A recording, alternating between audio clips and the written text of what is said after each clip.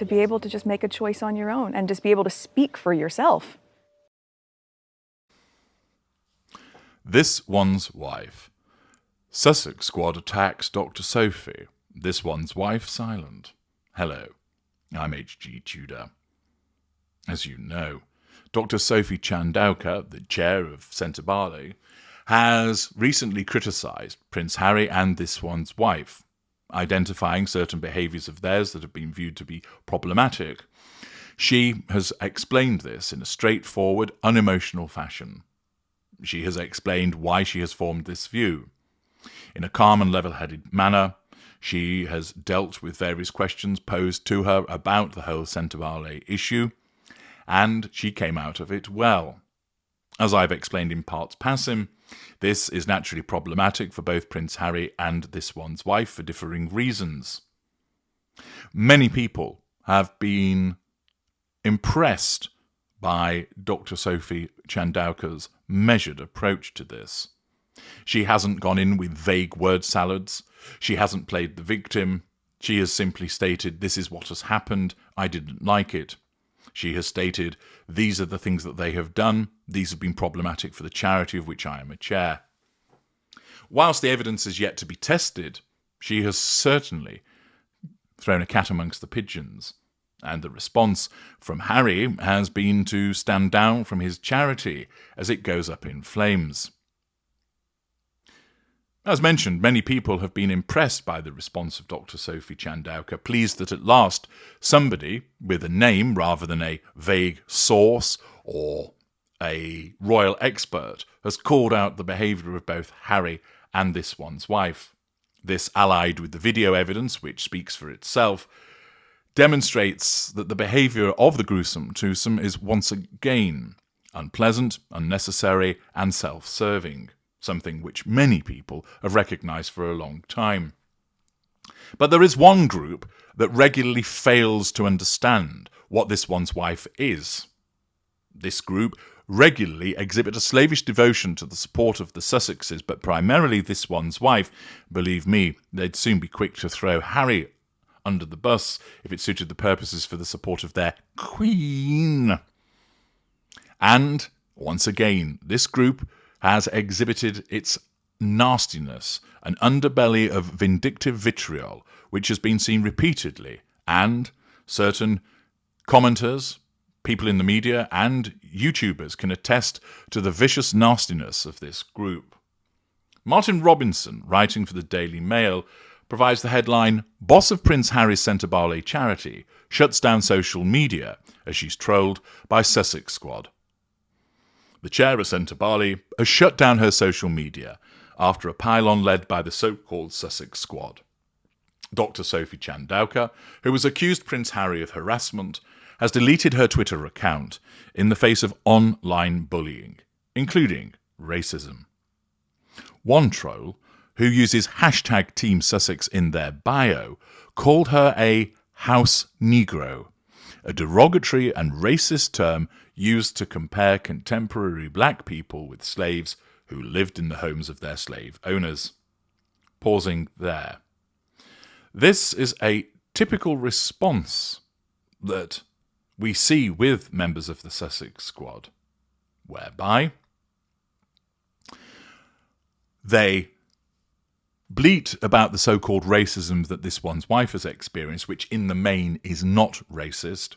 As I've made clear, there are always a handful of knuckle-draggers that do behave in racist behaviour, but the bulk of this one's wife's critics are not racist. It is her behaviour. But trying to get members of the Sussex Squad to understand this is like trying to get toothpaste back inside a toothpaste tube. Impossible. Reason being, their low cognitive function and slavish devotion to the mantras that are trotted out by them means that they are incapable of appreciating another person's point of view. Furthermore, they lack the critical thinking that is necessary to actually assess the evidence. But it goes further than a failure to recognise the behaviours of the narcissists that they support. They then engage in the hypocritical behaviour of turning to people and stating to them, "You, in this instance, are a house negro. Thus, they claim that this one's wife is a victim of racism, and then engage in racism themselves, showing not only are they hypocrites, but they are stupid, and therefore this means they really are a group that are not to be taken seriously with regard to the efficacy of their arguments. The article continues by explaining, Chandauka has also been branded a fraud who is jumping on a bandwagon of hate from several accounts professing to support the Sussexes. There have also been bizarre and baseless conspiracy theories, including the false suggestion that Dr. Chandauka is in the employ of the Prince and Princess of Wales or the royal family to bring down the charity Harry set up to help African children and make his mother proud. Pausing there, this is what always entertains me about certain individuals.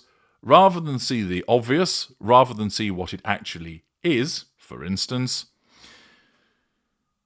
a simple case of a woman calling out unpleasant behaviour, which has then caused a problem for the charity. No, the more likely explanation is she is Agent Chandauka, that she has been popped into the organisation years ago, eventually rising to the position of chair, and then sat in his huge leather chair in Kensington Palace. Prince William has gone, "Wah! Let us activate Dr. Agent Chandauka." Beep! And all of a sudden, he presses a button and a chip that's been implanted in Dr. Chandauka's head is activated. "I must bring down the charity," she says to herself as she goes off to make the allegations. What utter bunkum. It's very simple. She has seen certain behaviours, which everybody else has seen, and she, unlike many other people, decided, I'm not going to sit by and do nothing. I am prepared to put my name to my accusations, and I will go on television and state them. I am aware of defamation laws, and I have no fear in that regard because I am telling the truth. That is what has happened, and she's done it because she is a woman who is capable and intelligent, and it's this rather than being an agent of the royal family. But naturally, for the Sussex Squad, who seem to exhibit similar levels of paranoia to that of their idol, it's far easier to think that it's a conspiracy theory. This is unfortunately something which demonstrates that the arguments of the Sussex Squad have no credibility. Rather than think to themselves, wait a moment, this is a black woman that's calling out the behaviour, so it's quite clearly not racism on her part. Might it just actually be that she's telling the truth? Could it be that actually these two have engaged in behaviours? But of course, they can't accept that, because that would mean accepting that they were wrong about this one's wife, and therefore they engage in the pretzel logic of suggesting, no, it can't be the case that this one's wife has behaved unpleasantly towards Dr. Chandauka, nor has Prince Harry. A much more likely explanation is that this woman is a liar and she's been planted by the royal family. Yeah, right. A spokesperson for Centre Barley told Mail Online Dr. Chandauka deleted her Twitter account due to the proliferation of online bullying. It came as a friend of Harry's told the Mail's Alison Beauchoff that he is grief-stricken. Blah, blah, blah, blah, blah, blah, blah. And he feels like he's had one of his fingers cut off. Oh, diddums. How terrible. One insider who has worked with Centre Barley explained while the pile-on has nothing to do with the Sussexes themselves, it doesn't look good that much of the venom is from their fans. The couple have campaigned against cyberbullying and misinformation on social media. I'm sure they will be appalled. No, they won't, because they don't give a shit. Once again, this one's wife and Harry, who have opined about online safety, that they have campaigned against cyberbullying because when it's directed at them, it's inexcusable and can't be allowed. But when it's done to somebody else, it doesn't really matter. And when it's done to somebody that's criticised them, well, that's even better. This one's wife ought to be speaking out. She ought to be turning around and saying, this shouldn't be happening. You shouldn't be writing these things. You shouldn't be saying these things. It's online bullying. But she won't. Why? First of all, she doesn't care about all of this. She really doesn't give a shit because she's too busy focused on flogging raspberry spread.